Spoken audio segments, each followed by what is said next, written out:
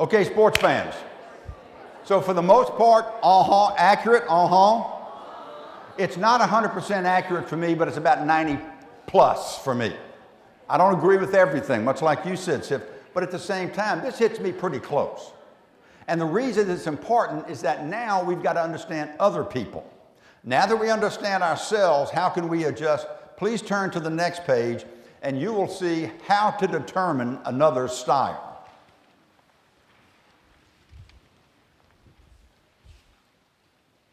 To do that, I'm going to give you the short version. To do that, I'm going to tell you that there are ways to determine people's styles. That sheet that you have in front of you is the long form. I'm going to give you the short form. Some people are more outgoing, and some people are more reserved. See where I'm coming from here? So what do you think I am? Am I more outgoing or am I more reserved? What do you think? Lucky guess. All right, lucky. So you would move me up the page, all right? Some people are task-oriented. Some people are people-oriented. What am I? I'm more people-oriented. So if you looked at the D-I-S-C,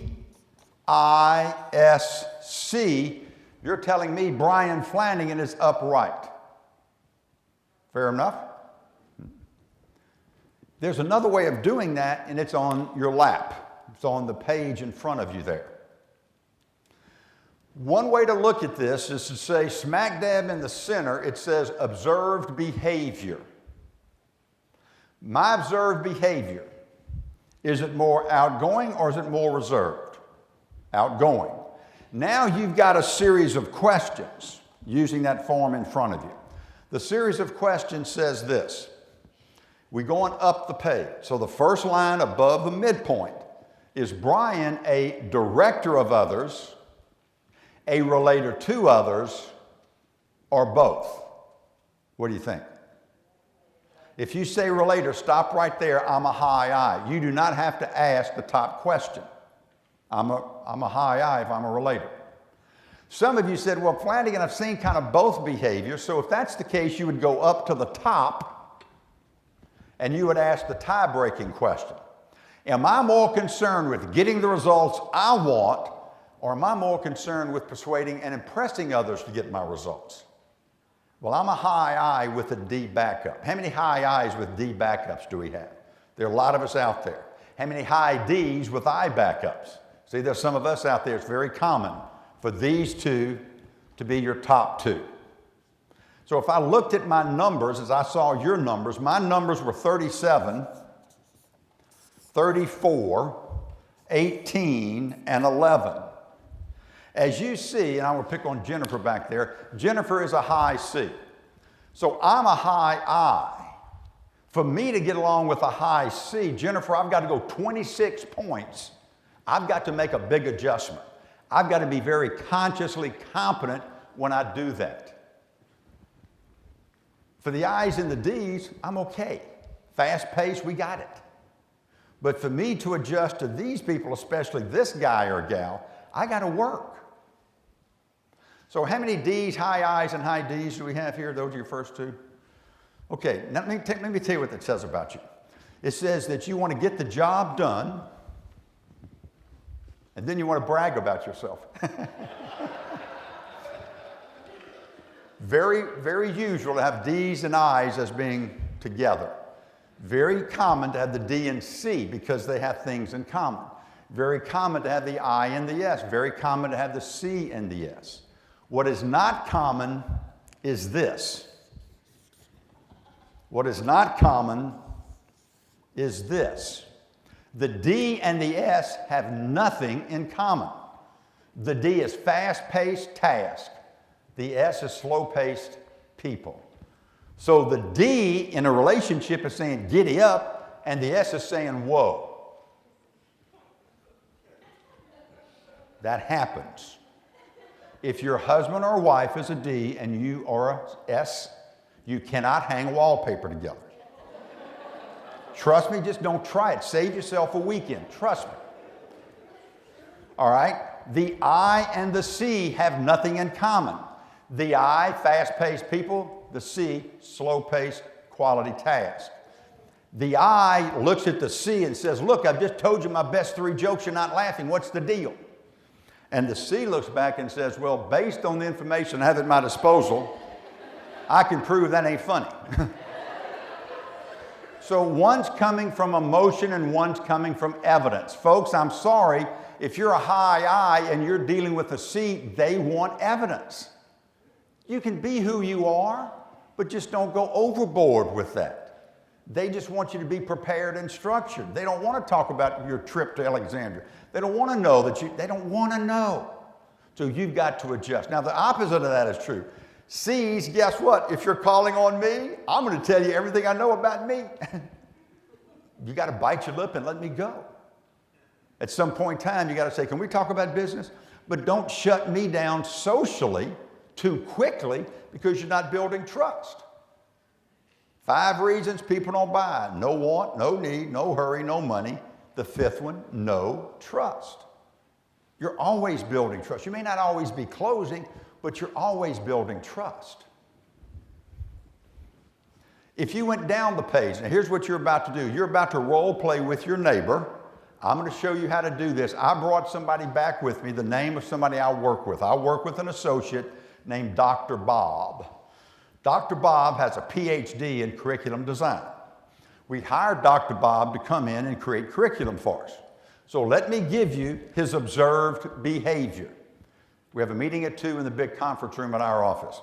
Bob comes in at 10 till 2. He goes to the conference room. He doesn't go to everybody's desk and shake hands and glad. He does not do that. He goes to the conference room. He opens his pad of paper. He's got 14 pencils alphabetized by lead size. When people come in, he acknowledges them. He does not glad hand them. Is he more outgoing or is he more reserved? He's more reserved. Let's go down the page. When we get to the point where we know what we want, we will then ask, well, who is going to create it? Bob asked these questions. Is the person qualified? Are they certified? Have they done it before? What's their pedigree?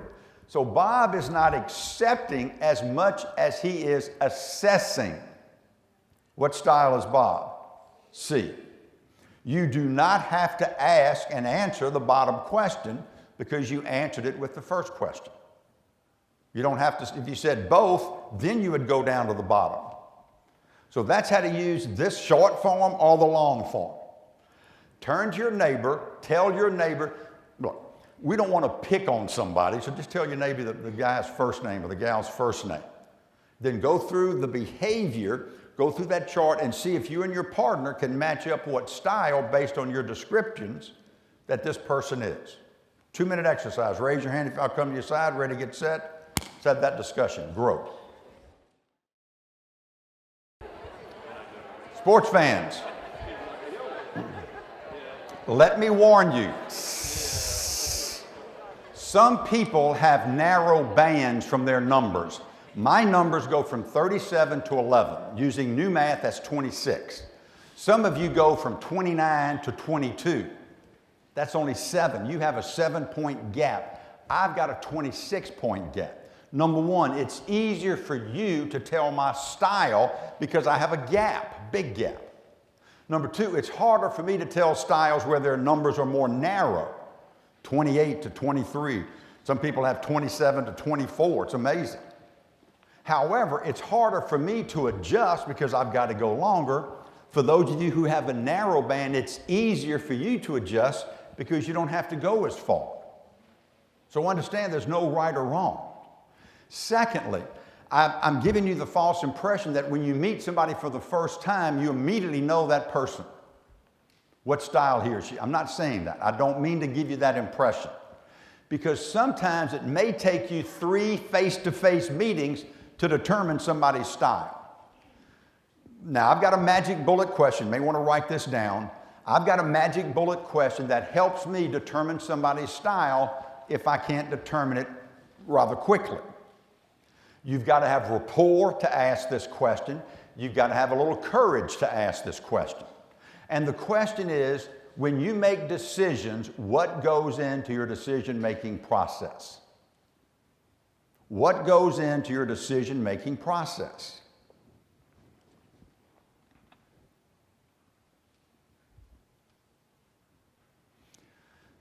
So if I'm selling copiers to Chris, what I would say, Chris, when you make decisions on copiers, what goes into your decision-making? What goes into your decision-making process? Now, folks, here's why I want to know this. If I'm talking to the D, what's the D going to say? Well, if I want it, I'll get it. The I says, well, who else has them? Maybe we can go to lunch with them. The S is going to say, well, I want to make sure everybody in the office can use it, so I'll ask them. The C will say, we'll let it out to 3 bids and we'll choose. Depending on how they answer that question, sometimes, not all the time, sometimes help you determine their style. That help a little bit? So I don't want to give you the impression that as soon as you meet somebody, I know Wendy's a high I because no, that's not the case. It takes time in the territory, and it's not what's based on their business card. It's what's based on their behavior to you. Let's say Mark and I are working with John. I'm going to turn John's account over to Mark. John sees me as a high I because we get along and we like sports or whatever it is, and you see him as a high I. Well, you may see me as a high D, but you could both be right. So if he's the customer and he sees me as a high I and you see me as a high D and you want to work with John, well, which one? You work on how he sees you, not how he sees me. And it takes a while to do that. It took me a while to understand this.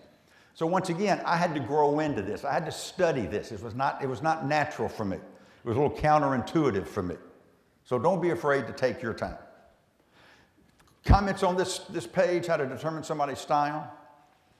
Okay, as we're asking that question, turn to the next page because sometimes you deal with people via the phone, not necessarily face to face.